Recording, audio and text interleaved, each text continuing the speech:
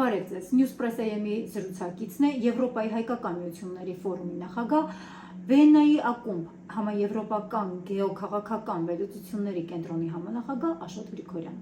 Բարև ձեզ, պարոն Գրիգորյան։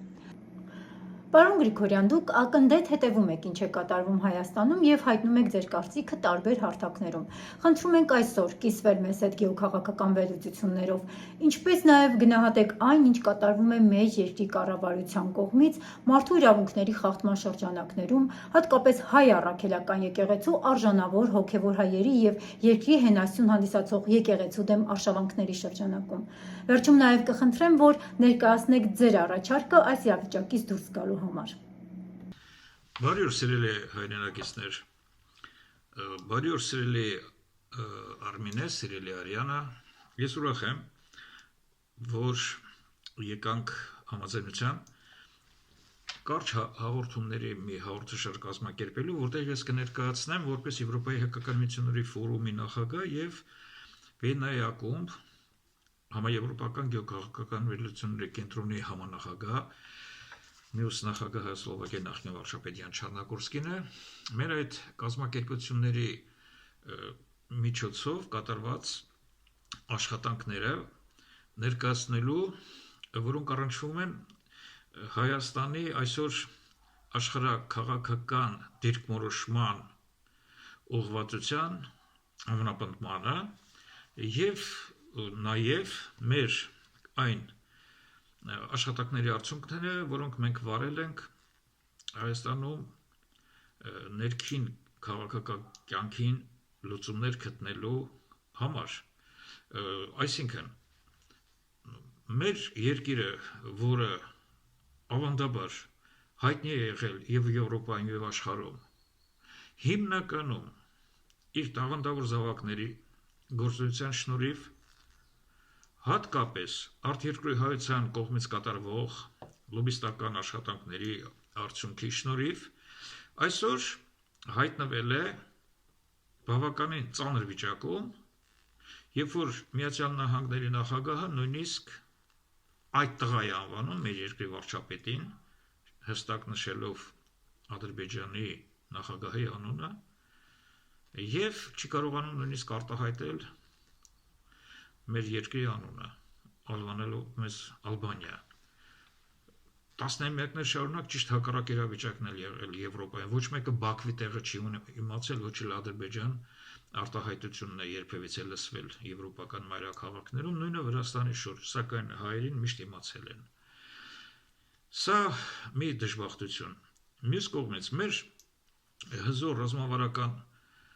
բարեկամների, ընկերների հետ կապերը դնել ենք կասկածի տակ եւ գրանտակերների աշխատանքների արդյունքում ծնված այս իշխանությունը, կառավարությունը մեզ փորձում է կապել մեր թշնամական երկրների հետ։ Սա նույնիսկ ծաղր չէ անվանի։ Նաև խոսենք նրա մասին, թե ինչպես մեր երկրի հենասյուները, ավանդական հզոր հենասյունները այսօր խախտվում են եւ տեղը ոչ մի նոր բան չի առաջարկվում։ Ահա, եկեք սկսենք առաջի կետից, այսինքն, ինչ է նշանակում Հայաստանի համար իր ռազմավարական ընկերների Ռուսաստանի, Իրանի հետ հարաբերությունների թուլացում, մակարդակի նվազեցում։ Դա նշանակում է մեծ հարված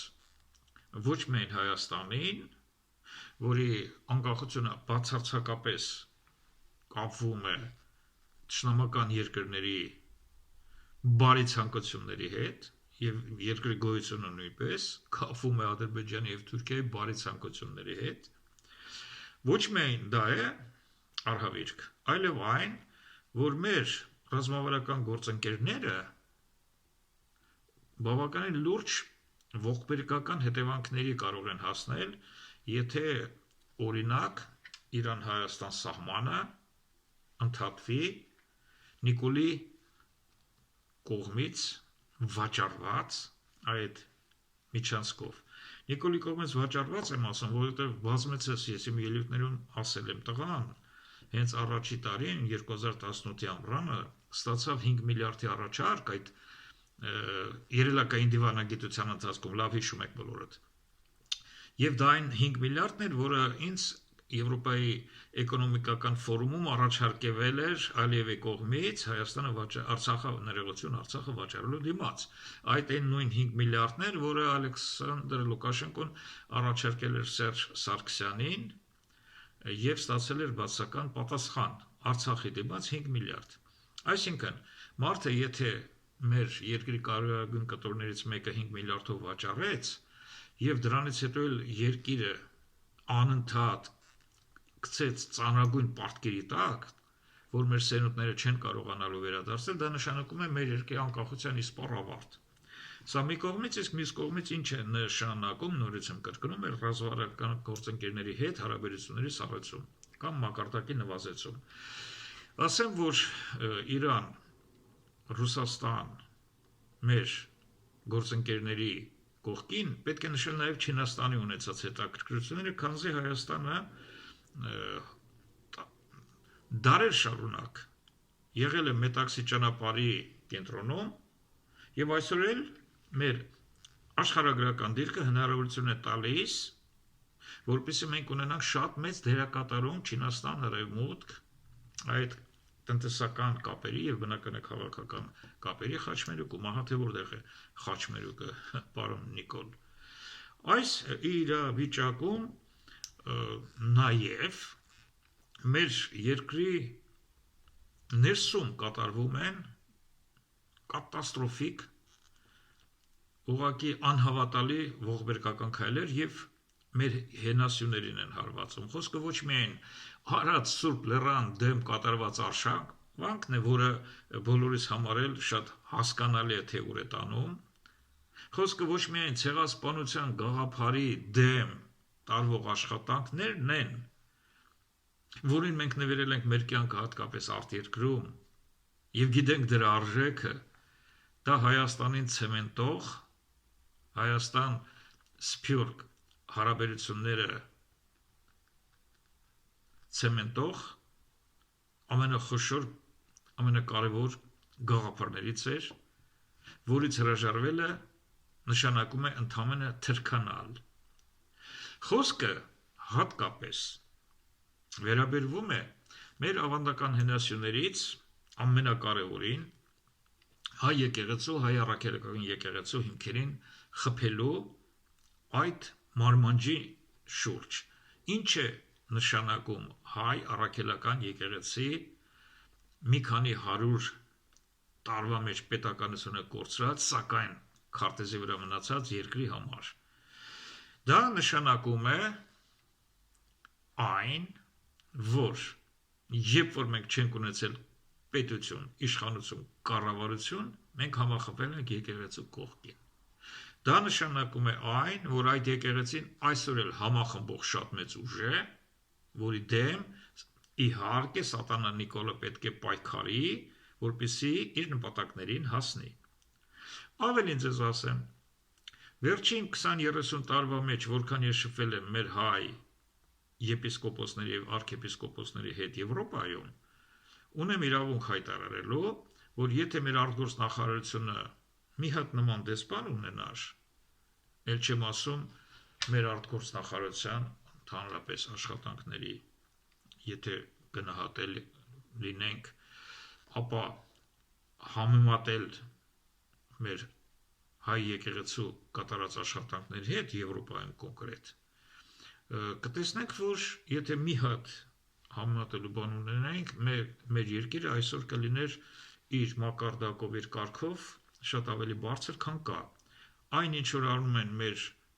հոգևոր հովիվները, դրա 10%-ը չեն արել եւ անում մեր դեսպանները, արտգործնախարարությունը։ Այսինքն մենք շատ բարձր ենք գնահատում մեր հայ առաքելական եկեղեցու դերը եւ չենք կարող հասկանալ ինչպես կարելի է Միքայել Սրբազան հայրենասերին, Բագրատ Սրբազան հայրենասերին ազատազրկել եւ պահել բանտում։ Ես ձեզ ավելին ասեմ, որ դա չեն հասկանում նույնիսկ կաթոլիկ եկեղեցու ներկայացուցիչները։ Այսօր պատրաստվում է եպիսկոպոսած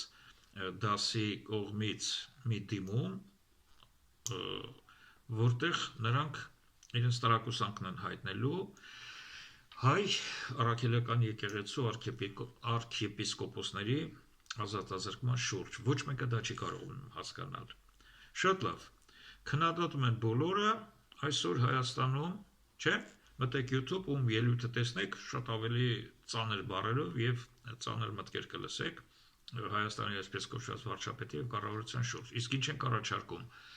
ամենաեականը ասես դա է, որ ի տարբերություն հայկական կուսակցությունների, որոնք լիդերացավով են տարապում եւ բոլորի նպատակը միայն իշխանությունը վերցնելն է, ու հետո իրենց բարեկեցիկ կյանքը բարելավելը, ի տարբերություն դրան մենք չենք առաջարկում ոչ մի լիդեր, ոչ մի առաջնորդ, այլ առաջարկում ենք, որ 3 տարով երկրի ղեկավարի արհեստավարձների ժամանակավոր կառավարությունը, սա նորություն չէ, Սլովակիայում բազմիցս տեղի ունեցել քաղաքական ճգնաժամի ժամանակ Չեխիայում, նույնպես կոչվում է Ուռատնիսկա լադա այդ լեզուներով, եւ հիանալի արդյունք է տալիս, եթե չկա լիդեր, չկա քաղաքական ուժ, որը կարող է երկիրը հանել ծանր իրավիճակից, կամ զինվորական խունտան է դա վերցնում, գիտեք, հատկապես արաբական երկրներում, կամ նորմալ բոլորի կողմից ընդունված արհեստավարձների ժամանակավոր կառավարություն է։ Մենք առաջարկում ենք 5-ից 7 հոգանոց փոքր խորհուրդ ղեկավարի կառավարությունը եւ 40-50 հոգանոց ներդրողների ու հայաստանցի մասնագետների խումբ, որոնք ունեն շատ մեծ փորձ եւ արտերկրում եւ Հայաստանում եւ կարող են մեր տնտեսությունը կատաստրոֆայից ողբերգական վիճակից հանել ու թրիչկային ձևով զարգացնել։ Ինչ իրավունքով եմ հայտարարում թրիչկային, քանզի բավականին լավ ծանոթ եմ ես Հայաստանի խորհրդային ժամանակվա արդյունաբերությանը եւ այնուհետեւ զարգացումներին եւ հայտարարում եմ այսօր էլ մենք կարող ենք Հայաստանի արդյունաբերությունը վերականգնել այնպես, որ մեր երկրի անկախության աստիճանները մի կարգ կբարձրանան։ Այն հեքիաթները, որը իմ թշնամիները կամ հակառակորդները տարածեցին Նայիրետի հետ կապնված, մենք այնտեղ ոչ մի անձնական հետաքրքրություն չունեինք, բացի կաուչուկի արտադրությունից, մենք այնտեղ 4-5 հզոր ռազմարդյունաբերություն էինք, ռազմարդյունաբերական արտադրություններ էինք տեղավորելու, որը կարող են հաստատել Պաշտպանության նախարարության այրերը, երբ ես Հայաստան եմ բերել Սլովակիայի, Չեխիայի խոշորագույն ռազմարդյունաբերության կենտրոնների տերերին կամ տնօրեններին եւ առաջարկել ենք ֆենոմենալ արտադրություններ, նույնիսկ 2020 թվականին ԱԹՍ-ների չտեսնված արտադրություն, դրոնների չտեսնված ռազմական դրոնների արտադրություն էինք բերել, որը մերժվեց այսպես կոչված վարչապետի եւ նրա սատանայական կառավարության կողմից։ Այսինքն, մեր երկիրը ունի մեծ պոտենցիալ, մեր ամենահզոր ուժը եւ արտերկրի հայությունն է եւ հատկապես արտերկրի հայության այն մասը, որը Հայաստանից ցավոք դուրս է շպրտվել ինչ-ինչ պատճառներով, բայց մնացել են բացառիկ հայրենասերներ,